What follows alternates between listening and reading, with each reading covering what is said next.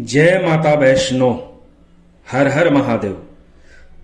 आज का जो विषय है, वैष्णो माता की साधना कैसे करें और वैष्णो माता की साधना करके दर्शन करें कैसे करें, उसी बिंदु पे आज हम वीडियो आप सभी भाइयों बहनों को मैं दे रहा हूं। मुझे आशा नहीं, पूरा भरोसा है कि आप लोग को जरूर इससे कुछ शिक्षा मिलेगी। और यदि इस चैनल पे नए हो तो चैनल को सब्सक्राइब करना, लाइक करना और शेयर करना, क्योंकि वैष्णो माता एक ऐसी माता है जो 3 रूप में दिखाई देती है। पहला रूप इनका काली का रूप है, और दूसरा का रूप लक्ष्मी का है, और तीसरा का सरस्वती है। आपके जीवन पे इन तीनों देवी का बहुत ही महत्वपूर्ण भूमिका रहता है। काली माता आपकी शक्ति देती हैं, सरस्वती आपको बुद्धि देती हैं, और लक्ष्मी माता आपको धन देती हैं। तो जब तक कोई भी व्यक्ति के जीवन में अगर 3 देवीय शक्ति नहीं है तो उनकी जीवन अधूरा होता है। इसलिए इस वीडियो को जरूर सब्सक्राइब करना, लाइक करना, क्योंकि ये जीवन में जो भी इस वीडियो को सुनेगा उनको जरूर प्रभाव पड़ेगा। क्योंकि वैष्णो माता की बात मैं आप तक बताने का काम नहीं कर रहा हूं, मैं माता के द्वारा दिया हुआ बात आप तक संदेश भेजने का काम कर रहा हूं।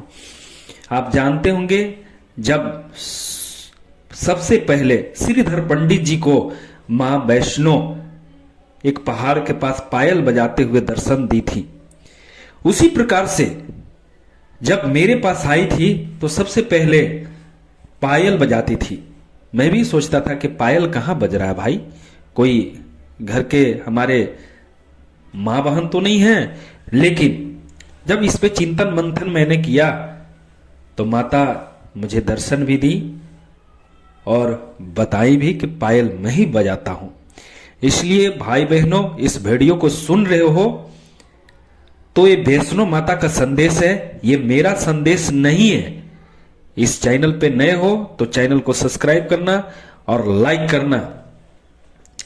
यदि कोई भाई बहन अगर साधना करना चाहता है, वैष्णो माता का दर्शन करना चाहता है, तो निश्चित रूप से माता की दर्शन होगी। इसमें कोई दो राय की बात नहीं है। लेकिन उनका मन वचन पवित्र होना चाहिए, माता के प्रति श्रद्धा होना चाहिए, तभी होगा।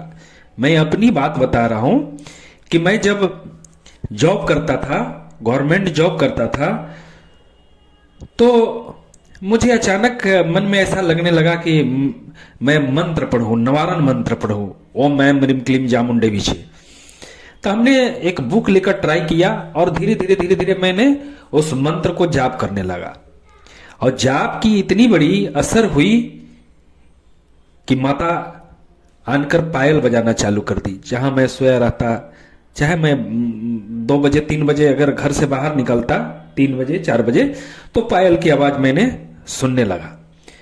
तो मेरे अंदर डर नहीं थी, मैं ये सोच रहा था कि ये पायल कहां से बज रहा है।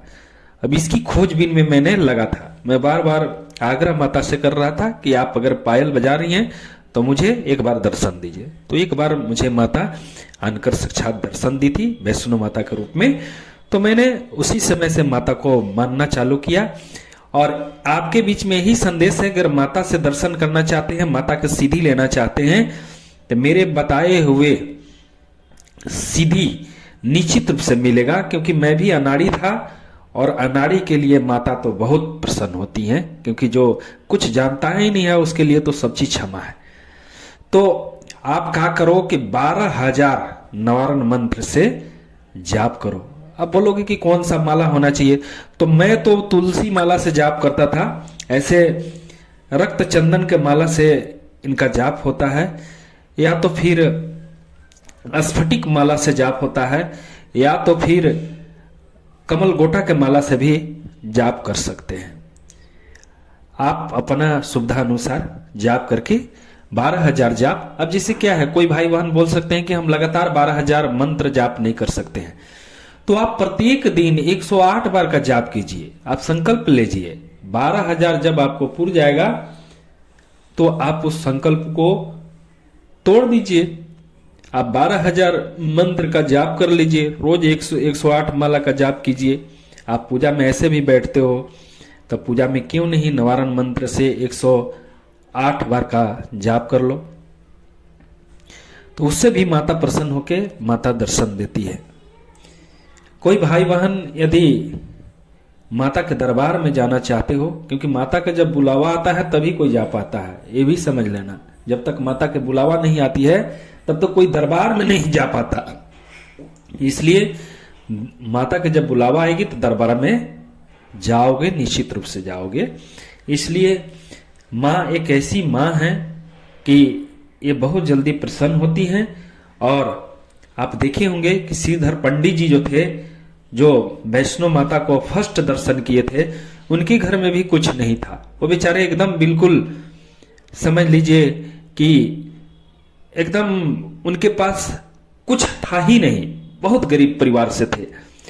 यहां तक कि उनको भंडारा के लिए माता बताई कि भंडारा के लिए सभी को न्योता गांव में दे दो, तो भंडारा के लिए गांव में न्योता भी दे दिए। सब कोई आए जब भंडारा के दिन, तो कहीं कुछ बना हुआ नहीं था। देख के लोग मजाक उड़ा रहे थे कि इस भंडारा में तो कुछ है ही नहीं, ये श्रीधर पंडित कहां से खिला पाएंगे। माता स्वयं आई थी और खुद से सभी को भोजन कराई थी। उसी में भैरव बड़ा हठी किस्म का था, जो माता से हट भी किया। इसके बाद माता सबको खाना खिलाकर, सभी को प्रसाद खिलाकर, भंडारा करके, और माता को फिर भैरव पीछा करने लगा था, तो माता वहां से सभी को भंडारा करा के चली गई थी।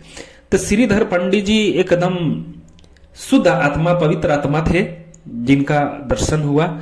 और जब भी पवित्र आत्मा से अगर वैष्णो माता का ध्यान करेगा, पूजा पाठ करेगा, उनको वैष्णो माता की दर्शन निश्चित रूप से होगी।